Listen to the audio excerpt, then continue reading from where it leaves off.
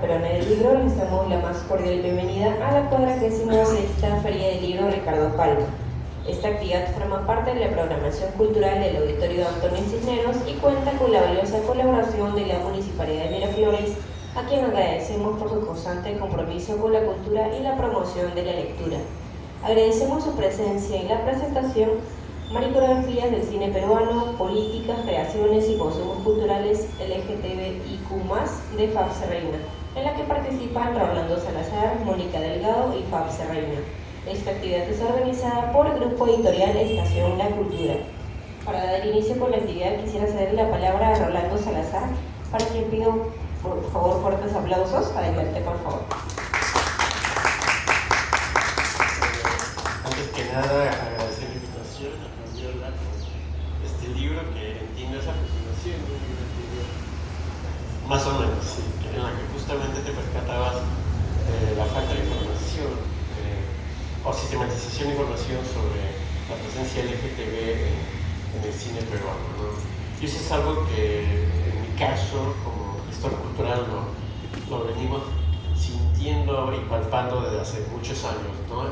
Quien habla, Rolando Salazar, soy director del Festival de Cine OFES Perú y desde el 2004 venimos realizando este festival, y ha sido justamente en esta labor que hemos sentido la ausencia, digamos, de políticas públicas al respecto y cómo teníamos que vencer muchas resistencias para lograr hacer un festival como el que les menciono, ¿no? Por ejemplo, al inicio era que teníamos que vencer la resistencia del establishment cinematográfico, por así decirlo. O sea, no se nos consideraba un festival, no éramos tomados en serio, no éramos parte, digamos, del circuito de grandes festivales nacionales, como que no teníamos las formalidades para ellos, para ser considerados así, pero también es por la temática. Creo que por ser justamente LGTB no les parecía que sea algo muy serio o no era digno de un cine, por así decirlo, ¿no? Nos llevó bastantes años, primeramente llegar a espacios culturales consolidados, tipo Centro Cultural de España, Alianza Francesa, el mismo LUM, y también nos llevó años ser considerado, por ejemplo, un tiempo una red de festivales nacionales, que fue efímero, pero en fin, nos llegaron a llamar. Entonces, digamos, fuimos venciendo varias resistencias, ¿no? Y digo, creo que eso es parte porque bueno, es sabido que la cultura en sí es poco considerada o relegada, pero también encima en nuestro caso era por ser una cultura LGTB, ¿no? O sea, ya no era solo por el tema de ser cultural, sino porque encima éramos los maricones, y estos que se consideran que son cultura, me imagino que pensarían algunos, ¿no? Si eso era dentro del establishment, imagínense a nivel oficial, ¿no? Que no hay en sí una norma, una cuota o una consideración para esta temática, ¿no? Y si bien es cierto que llegamos a ganar un concurso, luego ya hemos visto una creciente, no sé si agresividad o tratar de obstaculizar la presencia del cine LGTB en el panorama peruano, ¿no? En nuestro caso sí, en los últimos 2-3 años hemos sentido definitivamente que se nos han cerrado varias puertas. De hecho, espacios que han sido habituales para el festival también nos hacían complicaciones o preguntas que antes nunca nos hacían, ¿no? De qué va la película, antes nunca nos preguntaban eso, ¿no? Cosas así que sonaban, tenían un olor a censura o quizás a revisión de contenidos, cosa que nunca antes pasaba. Y yo me imagino que no es que sea mala onda de ellos, que siempre han sido nuestros amigos, sino que también sobre ellos está pesando un control, yo me imagino, que los obliga a su vez a hacer ese control sobre nosotros, ¿no? Que antes era impensable, ¿no? Creo que este es un síntoma de que estamos, si no estamos ya en camino a una suerte de dictadura, porque esto de control de los contenidos no es típico de una democracia. Y sinceramente sorprende, porque yo me imagino que los que están ahorita con todo el poder antes dirían, puede que, bueno, la cultura es inofensiva, ¿no?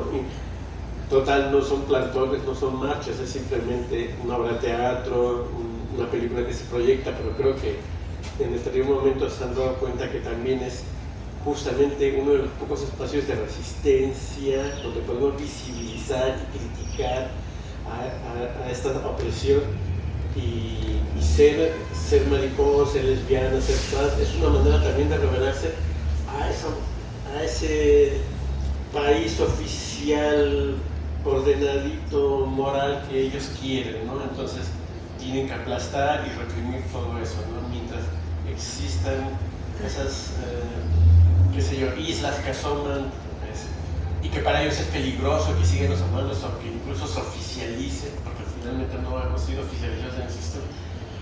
Ellos tratan de aplastarlo, ¿no? Y eso es justamente lo que está pasando. En el libro, Fabiola, por ejemplo, cuenta un episodio que tuvimos en 2023, justamente a raíz de que en nuestra gráfica oficial del festival, nosotros siempre en la gráfica del festival durante muchísimos años combinamos un ícono de la ciudad, en este caso Lima, con los colores del orgullo. En 2023 usamos la imagen de Santa Rosa de Lima, las que pintamos rosas con los 6 colores del arco iris, ¿no? Del orgullo. Y esto generó todo un revuelo. Incluso el alcalde de Lima pidió que sacáramos esa imagen, nos llegaron cartas notariales combinándonos a retractarnos, a retirar la imagen. Incluso en la Municipalidad de Lima se le declaró persona non grata. Instituciones religiosas que yo no sabía que existían también me mandaron cartas notariales, en fin.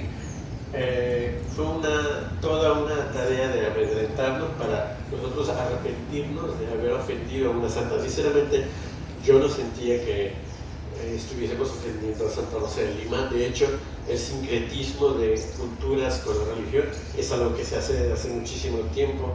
De hecho, si ustedes van a la sierra o cualquier lugar en muchos países, lo que hace la religión católica es justamente el sincretismo, ¿no? Combinar elementos locales, culturales con las imágenes religiosas. Esto era exactamente lo mismo, pero para ellos era ofensivo. En verdad, lo ofensivo para ellos era que tuviera lo LGTB, los colores LGTB. Entonces, para ellos, LGTB es sinónimo de insulto, ¿no? Entonces, ahí ya lo que está revelando es homofobia pura y dura, ¿no? Y eso es algo que probablemente hemos estado nosotros viviendo estos últimos tiempos, ¿no? Cada vez más difíciles para nosotros, ¿no? Y creo que eso podría ser el primer aporte para conversar sobre esto. Gracias.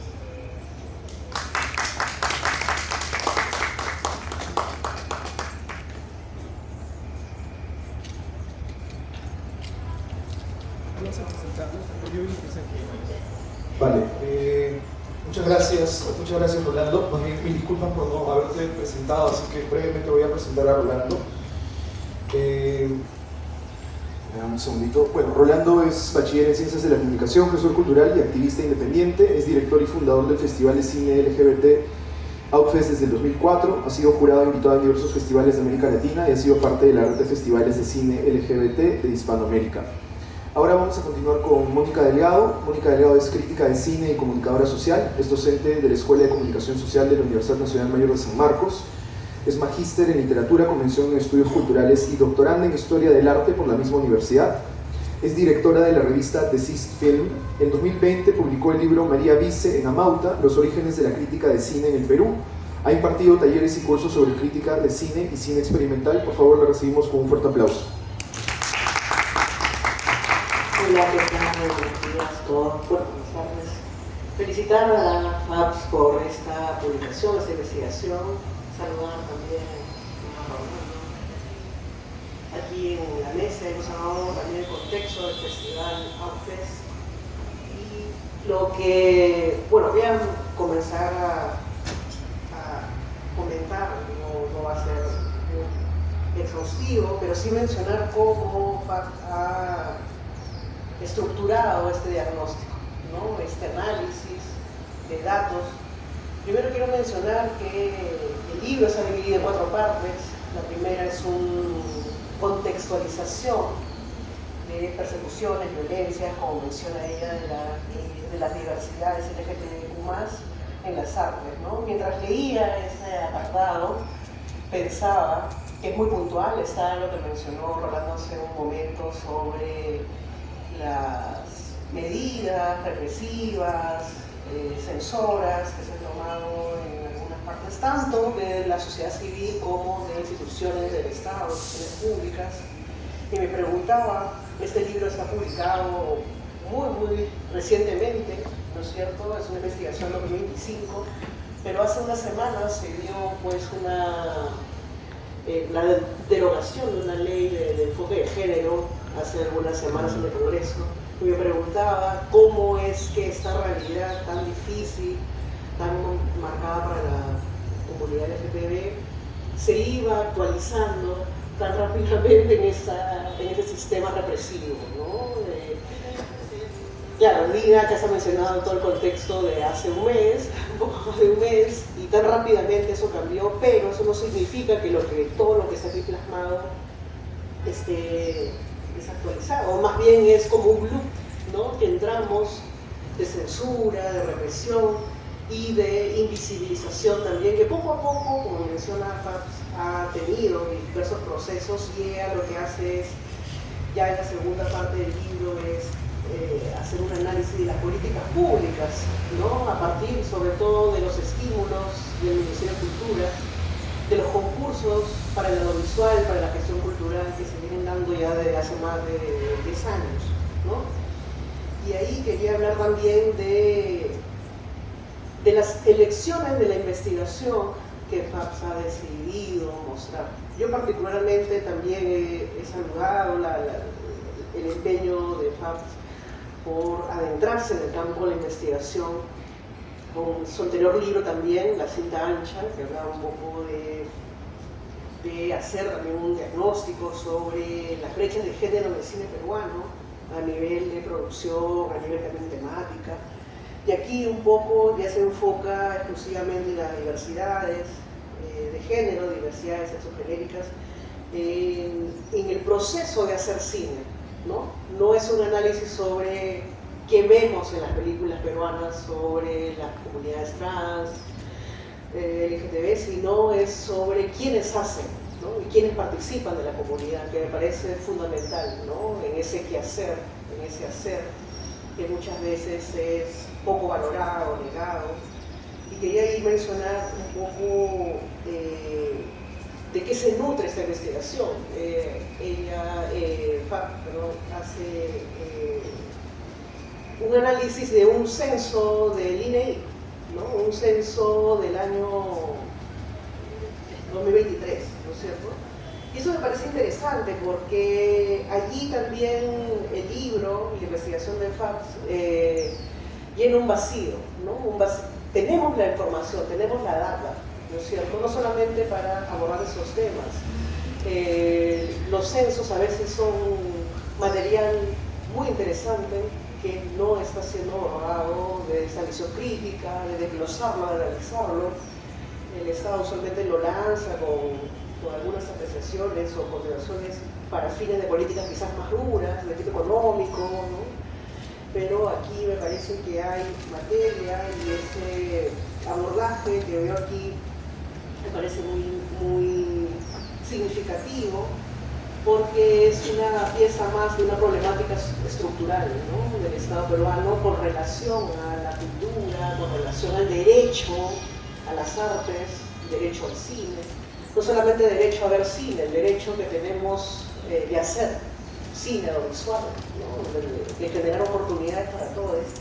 Y un poco eso es lo que el libro aborda, ¿no? De manera muy contundente. Este es un libro, como veo aquí, ¿no es cierto? Es un ganador de un estímulo del Ministerio de Cultura, que me parece que es una oportunidad que de alguna manera da el Estado, y eso no te inhibe de cuestionar, ¿no es cierto?, el sistema mismo del Ministerio de Cultura, de los estudios, que sí me parece que es un papel fundamental de cualquier investigador o investigadora, ¿no?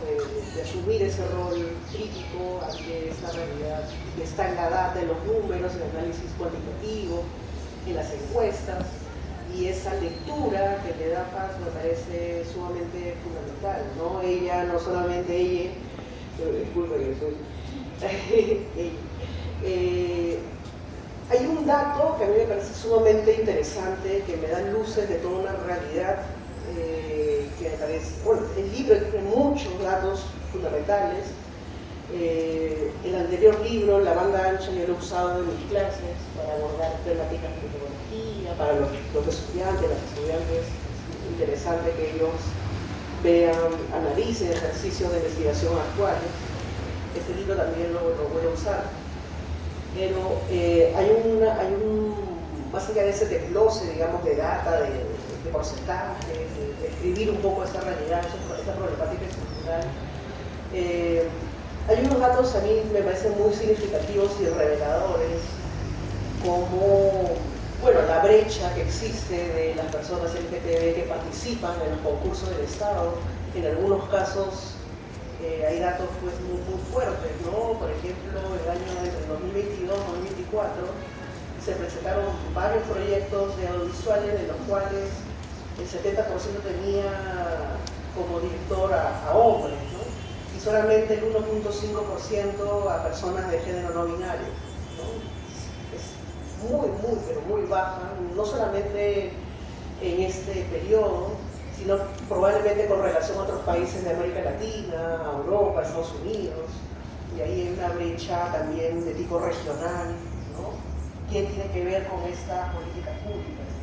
En el libro también se menciona que ha habido avances con relación a las mujeres, ¿no? A las políticas de género, pero pensadas desde un binarismo, ¿no? Hombres, mujeres, y pensadas desde las cuotas de género. Pero esas cuotas de género no están pensadas desde la diversidad todavía.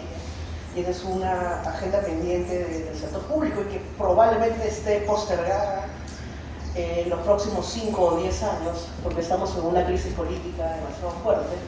No sabemos qué se viene en este proceso electoral, pero ahí hay un tema que probablemente, lamentablemente, va a estar todavía pendiente, pero al menos en los próximos 5 años, ¿no?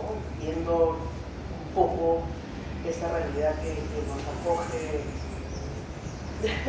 un poco abrigo meses que vienen.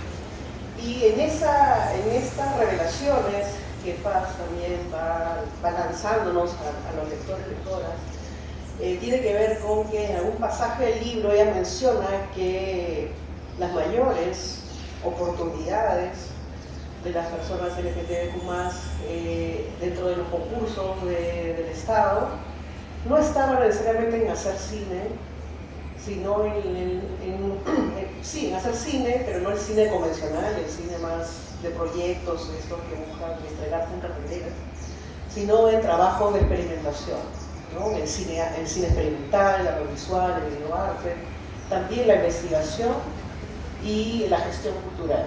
Y que precisamente esos rubros efectivamente han tenido unos cambios en los últimos concursos. En el año 2023, 2024 se eliminaron los concursos de cine experimental, se eliminaron los concursos de investigación y hubo reducciones en los concursos, digamos vallas o trabas burocráticas en los concursos de gestión cultural que efectivamente van a aportar a esa reducción de la participación de las comunidades LGTB.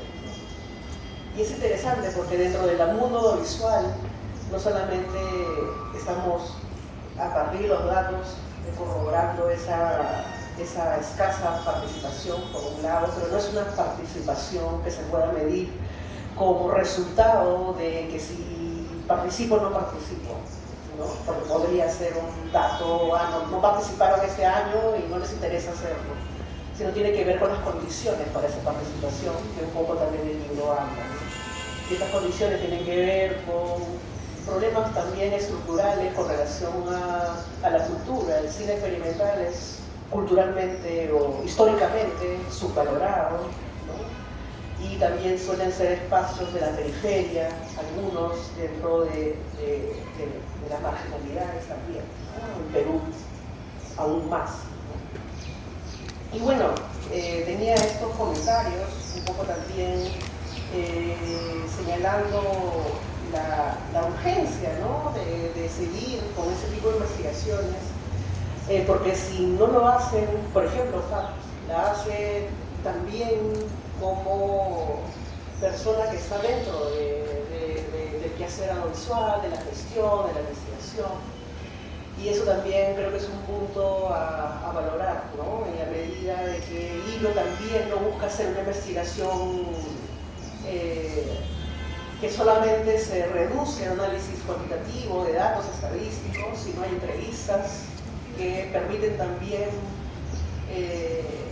conocer de primera mano a los gestores, sobre todo, que tienen diversas problemáticas y nos van contando, ¿no? En ese rescate también de las propias subjetividades que no están siendo intervenidas por un investigadora, que es lo que suele pasar en muchos estudios, ¿no? Es el tamiz del investigador como el ente que se apodera e interpreta la realidad como de acuerdo a la metodología, la teoría que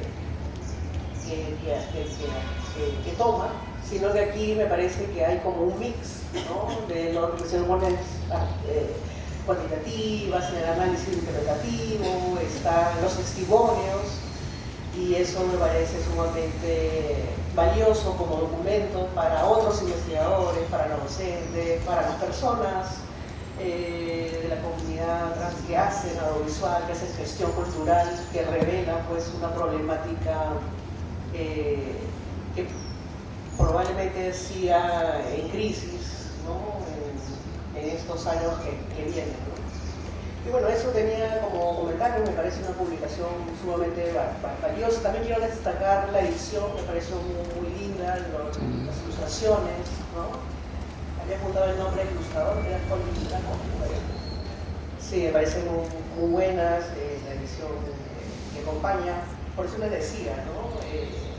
En ese tipo de publicaciones también se rompe con esa lógica de la investigación, pues, para académicos, ¿no? Es un libro que se lee con bastante interés, se lee rápido y es un material pues indispensable, creo yo, para las personas que incluso van a postular a un fondo, que van a analizar un poco la problemática del sector, y aquí están los datos concretos, ¿no? Sobre esa realidad que esperamos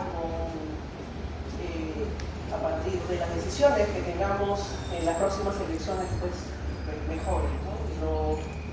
Y no sigamos en que no quedemos solamente en este diagnóstico, que sé que en el futuro tendremos que hacer cosas para cambiarlo, ¿no?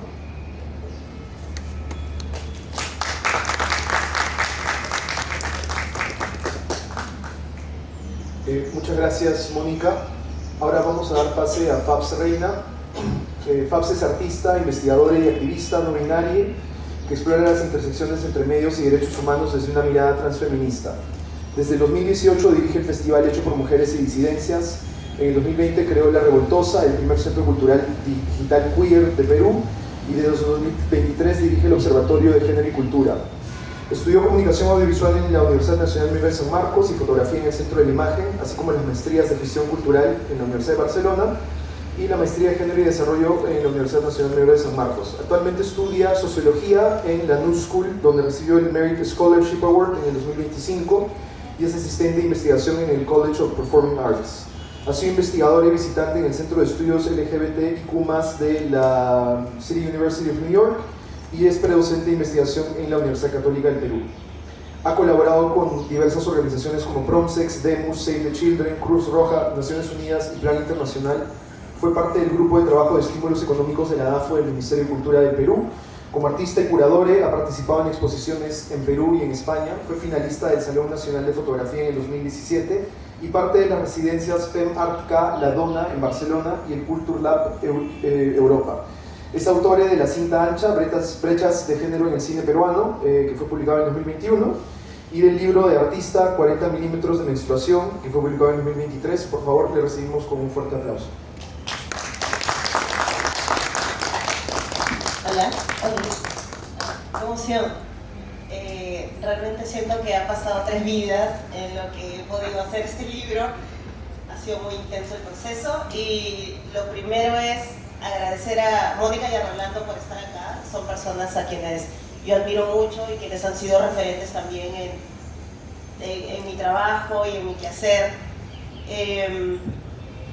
A las personas también que me dieron su tiempo para las entrevistas que van a poder encontrar en el libro. A Rolando, también aparece en el libro junto con Jaser, hablando sobre el Outfest.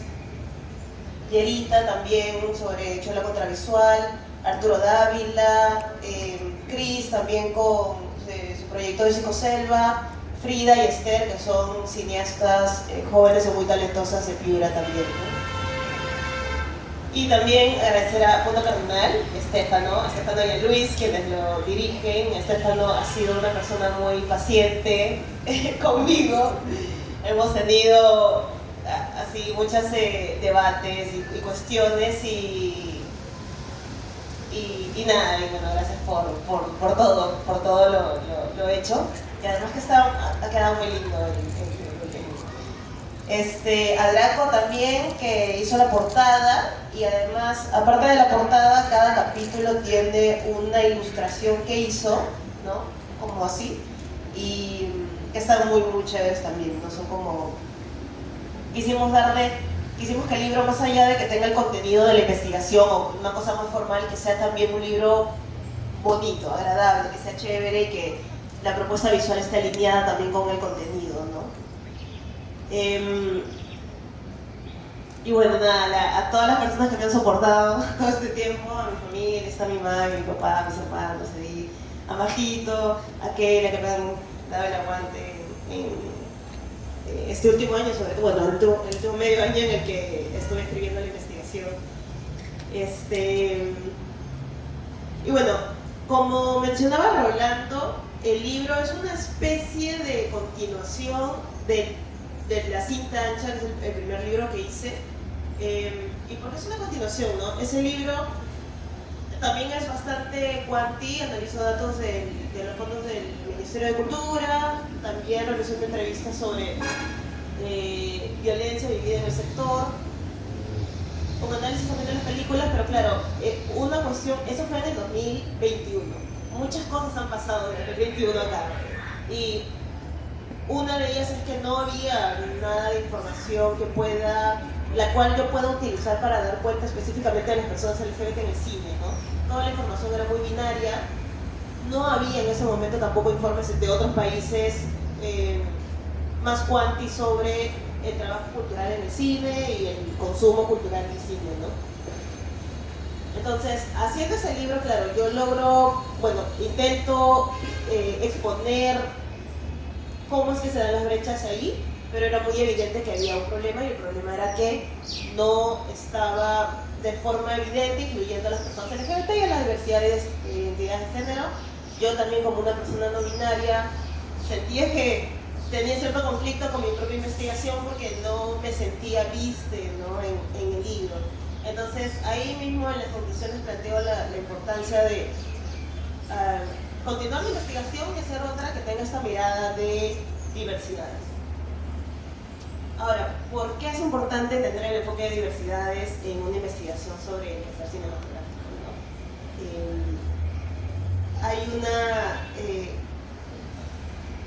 Hay como un hilo que se ata de todo el contexto político que puede verse más amplio y que aterriza en las artes específicamente, ¿no?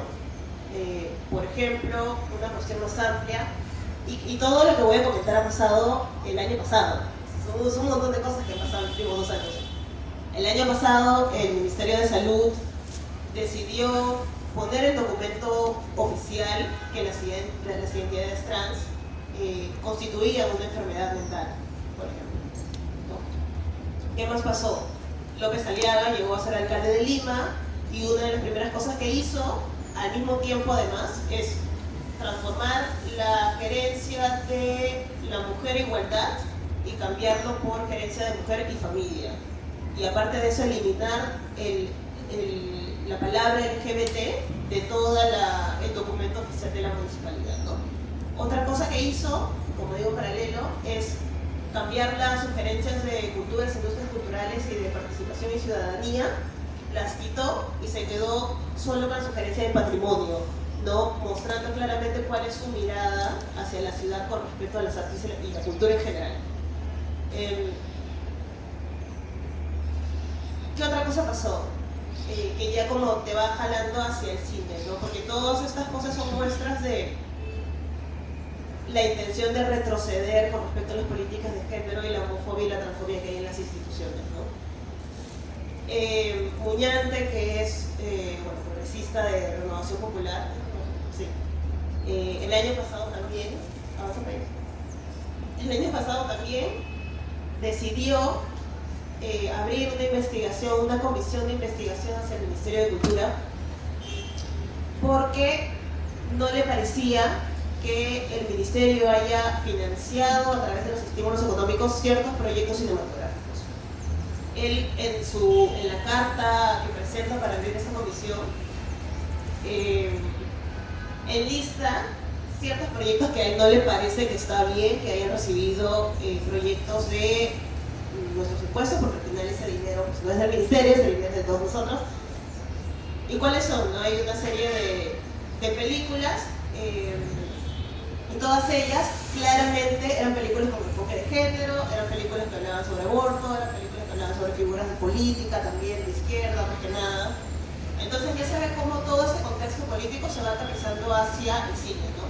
Otra cosa que pasó ya este año, la censura que tuvo la obra María Maricón, que estuvo en el Centro Cultural de la Católica, y que era una obra que fue hecha por estudiantes de la Católica, ¿no? Y armó toda una serie de pronunciamientos, cartas del alcalde, de los congresistas, de los partidos. Un montón de personas aparecieron en la entrada del Centro Cultural de la PUC con un anda, incluso para rezar, arrodillarse, porque iba a haber una obra que ni siquiera sabían cuál era el contenido, solo porque en el flyer había una referencia hacia algo religioso, que es lo que le pasó a Rolando también, ¿no? Rolando con el outfit saca este póster con la figura de Santa Rosa de Lima, porque es un festival que se hace en Lima, y le ponen los colores de la bandera LGBT, y colocarlo los colores es una ofensa grandísima. Entonces me empiezan a llegar cartas notariales, que es lo que yo comentó, ¿no? Lo nombran persona no grata, ¿no? Para Lima, o sea, es como completamente desproporcional y es claramente un ataque y un intento de que este tipo de proyectos y este tipo de voces no existen. Entonces, por eso es que dentro de todo el contexto político es importante también aterrizar las artes, ¿no? Y otra cosa que yo creo mucho también es que todos estos intentos y todo este gasto de energía y de atención hacia las artes es una muestra de que las artes son un centro de disputa, un centro de disputa políticos, un centro de disputa de imaginarios, y entonces también es un espacio desde el cual se lucha contra el autoritarismo, contra los fachos y contra los retrocesos que se está buscando hacer, ¿no? Entonces, por eso es que también consideraba importante hacer este tipo de investigación. Ahora, una vez que ya como se queda claro por qué hacer este libro, hay otro segundo reto, un segundo paso, que es qué significa hablar sobre presencia LGBT en el cine. ¿A qué me refiero con eso? ¿Cómo lo calculo? Y acá hay un problema porque este tipo de datos no existe en ningún lado, no existe en ningún país. O sea, si ahora mismo ustedes se ponen a investigar, a bajarse informes de consumo cultural y trabajo cultural en Latinoamérica, en Europa, en Estados Unidos, no hay datos sobre personas LGBT. Entonces yo no tenía ninguna referencia en la cual yo pudiese basarme para decir, ok, yo si quiero hablar de presencia LGBT tengo que conseguir estos datos. No lo tenía porque no existe. Entonces dije, bueno, ¿ahora qué hago? Porque ya estaba en ese camino. Y una fuente, ha sido un proceso largo también de negociaciones internas del ministerio, es que desde hace un par de años, cuando tú postulas a los fondos del ministerio y pones tu nombre, no dirección, en fin, hay una pregunta en la que antes decía sexo y podías marcar femenino o masculino. Ahora te preguntan por tu identidad de género y te dan la opción de marcar no binario y otro. Entonces, y eso pasa desde el 2023. Entonces ya yo dije, bueno, hay una información a la cual puedo tener acceso y que me puede hacer referencia de la cantidad de gentes que están recibiendo fondos para sus proyectos cinematográficos desde el Ministerio de Cultura. Luego ya por mi trabajo como investigadora en otras organizaciones, llegué a esta encuesta que es la ENAPRES, que es bastante central en el libro, que es una encuesta que la hace el Ministerio de Economía con el INEI. Es una encuesta que tiene el objetivo de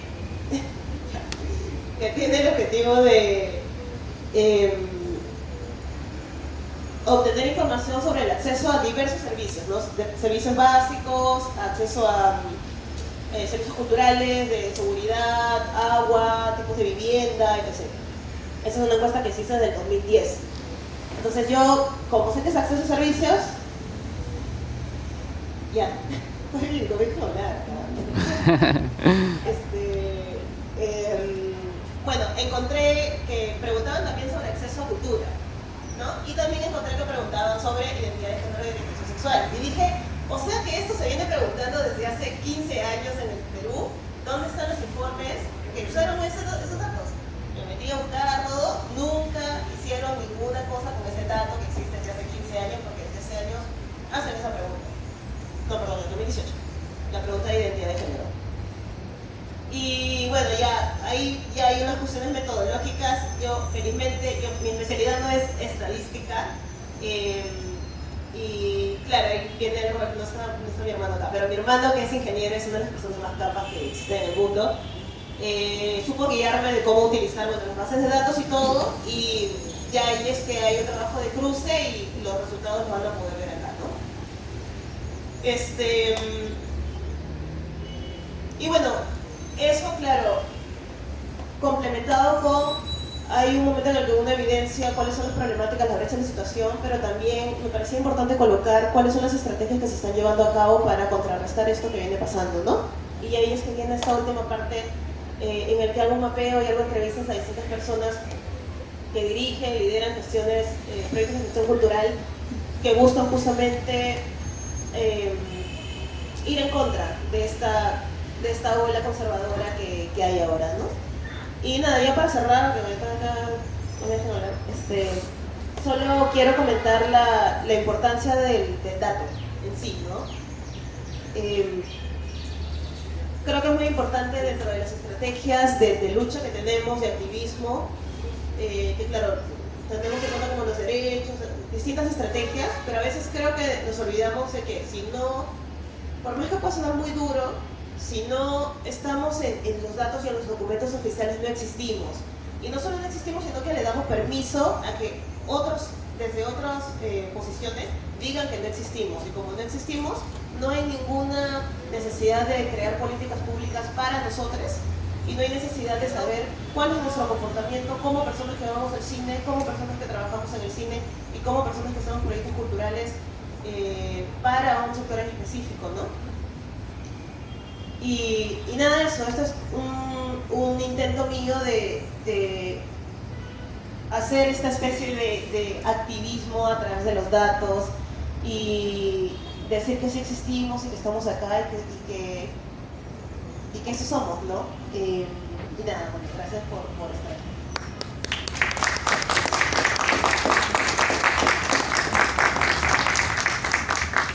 Muchas gracias, Paps.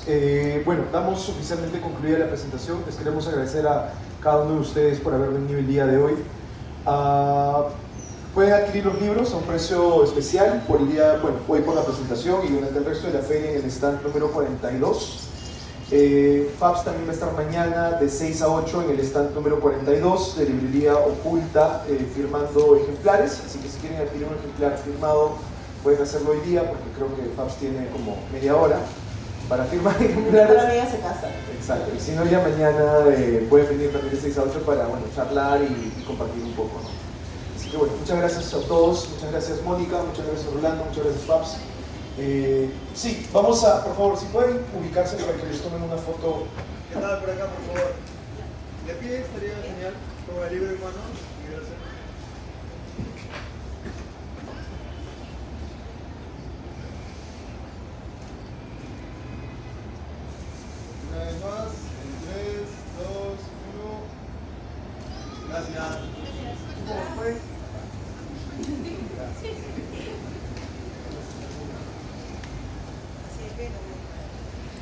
Vertical.